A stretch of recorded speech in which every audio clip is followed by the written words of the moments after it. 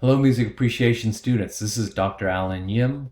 I'm going to be talking about classical music and what classical music maybe is or is not. So let's begin. Here's a quote from The Wall when I was in high school. Music washes away from the soul the dust of everyday life. Always liked this saying, and I remembered it from high school. So definitely, music appreciation and music in general has always been part of my life since probably I was a baby. Now, first of all, I did take music appreciation when I was in college, and the question was posed, what is music? And the answer was, it's just organized sound. And maybe you agree with that, maybe you think it's more or less. But really, sound could be a tire screeching. It could be music. That could be music. Or even the sound of birds outside, sounds that you organize on a synthesizer, or if you produce music, that's definitely music. So all kinds of sounds, not just pure tones and musical instruments or voice. No, it goes way, way, way beyond that. Now, in terms of classical music, you may have your ideas about that. And let's take first a look at the word classical. So if you look at this, if you look up in the dictionary, you're going to see something like this. And of these four, well, obviously number 3 is the one that pertains to music. It says MUS. The first one, okay, Greek and Roman art and literature. This will have some relevance to us in terms of classical music, but only one particular style. Number 2, pertaining to versed studies of antiquity. Definitely not, because classical music is still being written today, and so it's not always old. Number 4, standard or authoritative. Well, there is no music that is authoritative or the standard.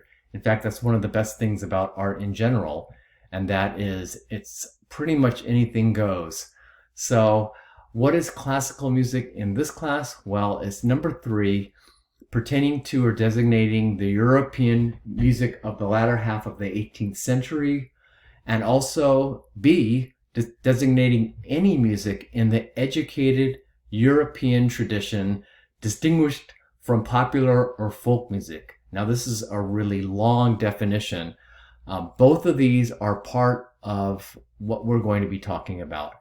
Of these two, of course, letter B is the more important. So when we talk about classical music in this class, when I just say classical music in general, it's letter B. That's the definition we're talking about. All of this music that comes out of the European tradition starting back in the Middle Ages, so pretty much 500 AD. Okay, and the first part we'll see in the next slide is just a small subset of that. So if you take a look at this little diagram here, the big circle, that's all classical music, let's imagine. And in the little tiny circle there, well, not so tiny, but the yellow, that would be the classical style. So when I talk about classical style, don't get confused. That's that one little period there from about 1750 to 1800. And the composer that really epitomizes classical style is Mozart. So maybe you are familiar, something like this.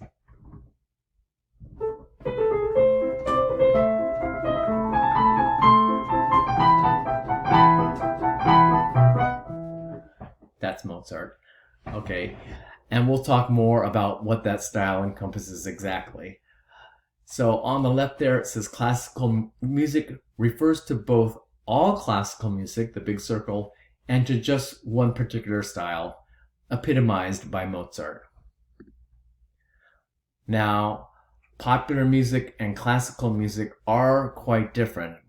And you can see starting out by looking at the styles here, just the names of the styles themselves. Okay, sorry, this got a little cut off down here, but classical music, we're going to refer to the styles by their period. So when they appeared historically. So in order, there are 6 main styles: medieval, Renaissance, Baroque, classical, romantic, and 20th century. Those are the big divisions. Now, in popular styles, of course, you're familiar with all these ones that folk, rock, R&B, rap, hip hop, trance, and so on. When you look at that list, in your mind, I'm sure you probably have a pretty good idea of how these popular styles sound. In my mind, when I look at the classical styles, I know how those sound. But to your ear right now, maybe it's not so easy for you to tell the difference between classical and romantic, or medieval, or impressionistic. They have some similarities and some differences, but they are distinguished and they have very different ideas behind them. Okay. Now, I mentioned the word educated, so it comes from this tradition, and maybe this is kind of a bad word for some people, educated, but really education is an amazing thing. It opens your world up if it's the right kind of education, I suppose. So the question is, can anybody write a symphony? And I put here yes and no. It does take education to write a symphony, and there's just so many elements that you need to understand before you can do it. So I listed some of these things here. Theory, music theory, you need to know how a scale works. If you don't know the names of the pitches, if you don't know how the instruments work or how to orchestrate, and it's way beyond just the high and the low notes. How do you write a chord? What chord goes after the other, and so on. Every element of the music is really controlled in a piece of classical music. So how loud the sound is, what instruments are playing at a given time, what the rhythm, the beats, the patterns that are used, the melodies, everything that goes into it. So this takes a lot of study. And could you do it on your own? Well, it would be a challenge, but there are some composers who were self-taught. So no question, I think Charles Ives maybe, even Stravinsky was a little bit self-taught. So it's possible, but you sort of have to be a genius if you want to do it well. And many, many people write, but only a few actually are played after they, like, their works live on. So let's go on. How much of the music do we actually listen to from what's written? You could imagine, well, it's just the tip of the iceberg. So of everybody who tried to write music and all of the thousands and thousands of pieces that have been composed, we just hear a tiny bit of it. And in this class, we're hearing a tiny bit of the tiny bit. So I'm still studying music all the time. I'm looking at new pieces, and every once in a while I come across something that's brand new to me, which is always amazing. It's like a little treasure chest of pieces. Okay, so there's a database that we'll take a look at a little bit later in the semester. It's called the Petrucci Music Library, or IMSLP for short, .org. And in this database are some of the more famous composers, and then a lot of other people who have written music throughout history and today. All in all, right now, 19,452 composers, and that number keeps going up. Out of these, how many do we really listen to, especially before 1900? Well, not many. Maybe several dozen. Probably not more than 100 out of tens of thousands. So let's give you an example. Here's a little bit of one page. Each page has 200 composers, and you could kind of look down this list.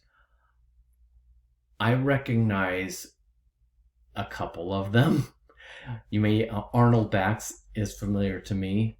And then, of course, the most famous person on this page happens to be Beethoven. But of all the other names on this page, and this isn't even all the 200, no, I don't recognize any of these other names. So you can see from this that lots and lots of composers, but only a few. So it's not going to be old, this music that we listen to necessarily, though some of it is, but it stands the test of time. And how does this happen? Okay, well, this is Michelangelo's David, 1500 and around 1500. we will listen to music from this era. Why do we hold on to Beethoven's music versus somebody whose name we've never heard before? Well, it has ideas in it that we understand today and have meaning for everyone. Well, I should say for everyone, but it has meaning across cultures and through time. Secondly, I put here exquisite craftsmanship. So these pieces, these composers are the geniuses, not just of their time, but through all time. They are the ones who were successful in writing the best of the best. So whatever it takes to do that, and it's almost like a little bit of a miracle, these genius composers put their music together in a way that is so fine that you just want to keep playing it. I mean, I think that there's not a person I know who does not like this. Maybe it's you, but I don't know anybody this.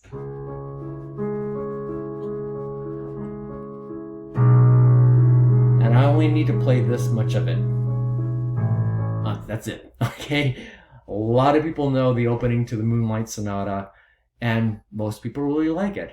Okay, it goes on, it has the right emotion, it has the right mix of this and the right mix of that. And pardon me for my keyboard. This is what I have right here where I'm recording these. So Beethoven, he just captured everyone, and anyone who is familiar with his music, even just a little bit, knows something, and really, even this. Why is that better? Well, it's a combination of a lot of factors, but let me tell you, he did it just as good as anybody else who's up there in the top. Okay, today classical music's still being written, and we kind of wonder, like, well, who is it going to be? Who's going to be the next classic, and who's going to last into the future? Sometimes it's easy to tell, other times it's a little bit of a question mark. So here are two composers from the Baroque, Bach and Telemann.